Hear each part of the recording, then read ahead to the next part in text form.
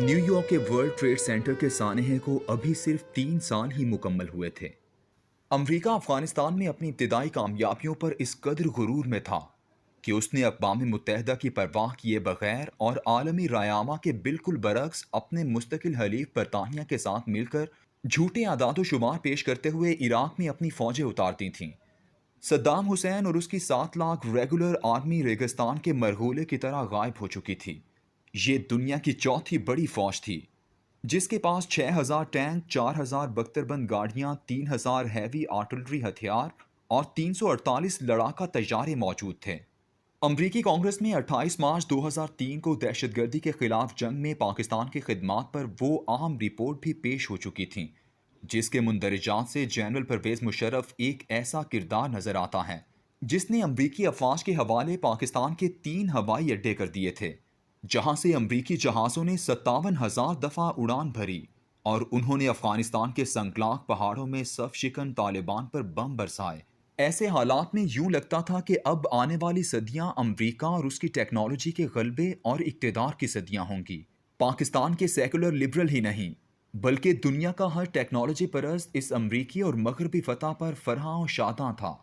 قوت و اقتدار کا خاصہ ہے کہ وہ اپنے دشمنوں پر مسلسل نظر رکھتی ہے اور اپنے مقابلے میں ابھرنے والی ہر طاقت کو آغاز میں ہی کچل دینے کا سامان کرتی ہے۔ امریکہ نے بھی اپنے تمام بڑے سوچنے اور غور و فکر کرنے والے اداروں، تھنک ٹینکس کو بھی یہ ذمہ داری سونپی کہ آئندہ آنے والے سالوں میں دنیا بھر میں ابھرتی ہوئی نظریاتی، معاشی اور عسکری قوتوں کا جائزہ لیں اور بتائیں کہ امریکہ کو ان طاقتوں سے نابرداشت ہونے کے لیے کیا حکمت عملی اپنانا ہوگی۔ اس ضمن میں پہلی رپورٹ پاکستان، افغانستان اور بھارت کے بارے میں سامنے آئی جسے امریکہ کے اہم ادارے کونسل آف فارن ریلیشن نے ترتیب دیا۔ رپورٹ کا نام تھا جنوبی ایشیا میں نئی ترجیحات، new priorities in South Asia. اسے تحریر کرنے والوں میں بنگال کے ایرانی نژاد اصفہانی خاندان کی چشم و چراغ اور حسین حقانی کی خواہر نسبتی مہناز اصفہانی سر فہرست تھیں۔ اس رپورٹ کے ساتھ ہی 2 اور اہم رپورٹیں رینڈ کارپوریشن نے تحریر کیں جن کا موضوع اور مقصد اسلامی دنیا کو امریکی مفادات کے مطابق ڈھالنے کے لیے حکمت عملی وضع کرنا تھا۔ پہلی رپورٹ کا نام تھا سول ڈیموکریٹک اسلام، جو اپنے نام سے ہی اپنے مطالب واضح کرتی ہے، جبکہ دوسری اس پہلی رپورٹ میں دیے گئے حقائق کی بنیاد پر حکمت عملی کی تفصیل پر مبنی تھی، جس کا نام تھا ماڈریٹ اسلام کے لیے نیٹ ورک کی تشکیل، بلڈنگ ماڈریٹ مسلم نیٹ ورکس۔ ان دونوں رپورٹوں کی بنیادی خالق شیرل بینراٹ تھیں۔ یہ مشہور بھارت نواز ظالم خلیل زاد کی بیوی ہیں۔ ان تینوں رپورٹوں کا موضوع اور مخاطب اسلام اور مسلم دنیا ہے۔ ان رپورٹوں کا مطالعہ موجودہ مسلمان معاشرے، اس کے تضادات، مسلکی اختلافات اور مسلمانوں میں آزادانہ سیکولر تصورات کے امین افراد کے ساتھ ساتھ شدت پسندانہ رجحانات کے حامل طبقات کو سمجھنے میں بہت مدد دیتا ہے۔ آپ حیران رہ جاتے ہیں کہ ہمیں اپنی خامیوں، خوبیوں، تضادات اور مشترکات کا اس قدر علم نہیں جتنا ان رپورٹوں کے لکھنے والوں کو ہم پر عبور حاصل ہے۔ یہ رپورٹیں آپ کے سامنے اس حکمت عملی کو بھی عیاں کرتی ہیں جو امریکہ اور اس کے حواری مسلم معاشروں کو مغربی رنگ میں رنگنے اور انہیں اپنی تہذیب کا حصہ بنانے کے لیے اختیار کرتے ہیں۔ لیکن ان تمام رپورٹوں سے مختلف اور دہشت گردی کے خلاف جنگ کے تناظر سے بالکل علیحدہ ایک اور رپورٹ دسمبر 2004 میں سامنے آئی۔ یہ نیشنل انٹیلیجنس کونسل کا پروجیکٹ تھا جسے پروجیکٹ 2020 کہا جاتا ہے۔ اس رپورٹ کا نام ہے دنیا کے مستقبل کا خاکہ، میپنگ دی گلوبل فیوچر۔ یہ رپورٹ جو 2004 میں شائع ہوئی ایک نقشہ کھینچتی ہے کہ 16 سال بعد یعنی 2020 میں دنیا کیسی ہوگی۔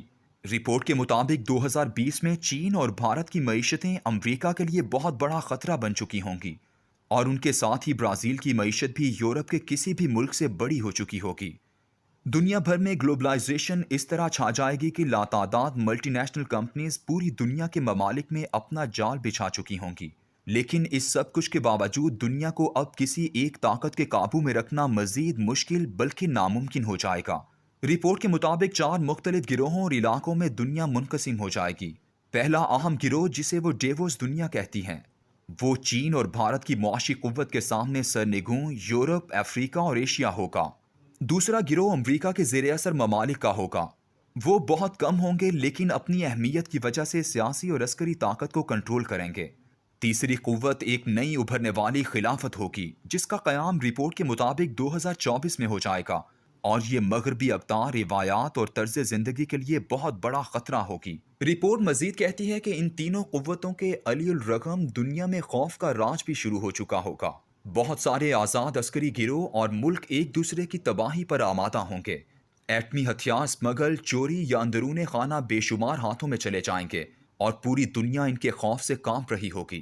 ان حالات کی بنیادی وجہ تمام مذاہب میں شدت پسندوں اور مذہب سے مضبوط وابستگی رکھنے والے افراد میں اضافہ ہوگی۔ رپورٹ کے مطابق دنیا بھر کے مذاہب کے ماننے والوں میں شدت پسندانہ وابستگی رکھنے کے اعتبار سے مسلمان تعداد میں زیادہ سے زیادہ ہوتے چلے جائیں گے۔ رپورٹ بتاتی ہے کہ مذہب پر زیادہ سختی سے کاربند مسلمان ہوں گے، پھر سکھ، پھر ہندو اور پھر عیسائی ہو جائیں گے۔ یہ وہ گروہ ہوں گے جو معاشروں کو اپنی مرضی سے ترتیب دیں گے، ان پر غلبہ حاصل کریں گے، اور ان کے خوف سے باقی سادہ لوگ مسلمان، سکھ، ہندو اور عیسائی سہمے ہوئے ہوں گے۔ چونکہ مسلمانوں میں ایسے افراد کی تعداد بہت زیادہ ہوگی، اس لیے وہ 2020 کے آس پاس لڑتے جھگڑتے طاقت اور قوت پکڑ لیں گے اور خلافت قائم کر دیں گے۔ اگر وہ ایسا نہ کر سکے پھر بھی دنیا کے لیے بہت بڑا خطرہ بن جائیں گے۔ اس رپورٹ کی اشاعت کے بعد امریکہ کے سب سے بڑے تحقیقی ادارے PEW کو بار بار مسلمان ملکوں میں سروے کرانے اور حالات کا جائزہ لینے کے لیے کہا گیا۔ اس ادارے کے سروے کے مطابق مسلمان ممالک میں بسنے والے مسلمانوں کی اکثریت صرف اور صرف شرعی قوانین کا نفاذ چاہتی ہے۔ یہ تعداد افغانستان میں 99%، پاکستان میں 84%، انڈونیشیا میں 74%، نائجیریا میں 72% اور مشرق وسطیٰ اور افریقہ کے باقی تمام مسلمان ملکوں میں 71% ہے۔ رپورٹ میں ایک حیرت انگیز سوال صرف عورتوں سے پوچھا گیا کہ کیا وہ اپنے خاوند کی فرمانبرداری کرنا پسند کرتی ہیں۔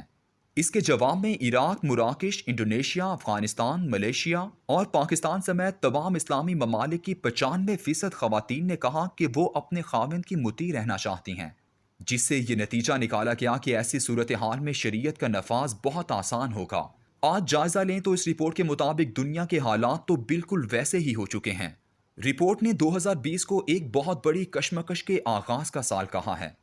حیرت ہے کہ دنیا بھر کے تبصرہ نگار، تجزیہ نگار، سیاسی پنڈت، معاشی بزرگ مہر، ستارہ شناس، یہاں تک کہ روحانی رجال الغیب بھی ایسا ہی کہہ رہے ہیں۔ رپورٹ بتاتی ہے کہ 2021 میں سب کچھ بدل جائے گا اور باقی تمام ماہرین بھی اسی بات کی طرف اشارہ کر رہے ہیں۔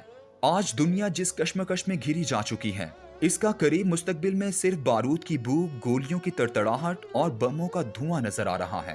شاید اس کے بعد راوی چین لکھتے